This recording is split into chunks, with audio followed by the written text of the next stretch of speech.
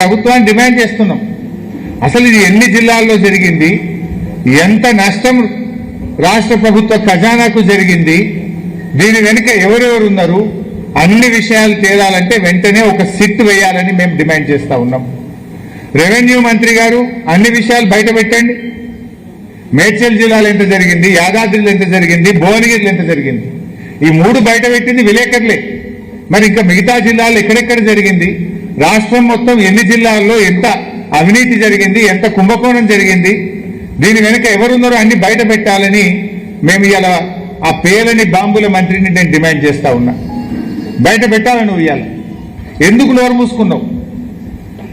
ఆయనకంతా అహంకారం, ఆయన ఒళ్ళంతా శరీరం అంతా అహంకారంతో నిండి ఉంటుంది. మాట్లాడితే అహంకారంతోనే మాట్లాడుతుంటాడు. ఇవాళ ఇంత పెద్ద స్కామ్ నీ శాఖలో జరుగుతుంటే నువ్వు ఎందుకు పెదవిప్తలేవు? ఒక్కసారైనా ముఖ్యమంత్రి గారు రివ్యూ చేసిండా? రాష్ట్ర ప్రభుత్వ ఖజానాకే చిల్లుబడతా ఉంటే, ప్రజల డబ్బును కొంతమంది కొల్లగొడతా ఉంటే, దీని మీద ముఖ్యమంత్రి ఈ రోజు వరకు ఎందుకు రివ్యూ చేయలేదని అడుగుతా ఉన్నా. చీటికి మాటికి రివ్యూ చేసి బీఆర్ఎస్ నాయకుల మీద కేసులు పెట్టే రేవంత్ రెడ్డి ఇవాళ రాష్ట్ర ప్రభుత్వ ఖజానాకు కోట్లాది రూపాయల డబ్బు మీ యొక్క లోపభూయిష్టమైనటువంటి భూభారతి వల్ల నష్టం జరిగితే రివ్యూ చేసే బాధ్యత ముఖ్యమంత్రికి లేదా? ఎందుకు రెవెన్యూ మంత్రిని చూస్తే భయపడుతున్నావా?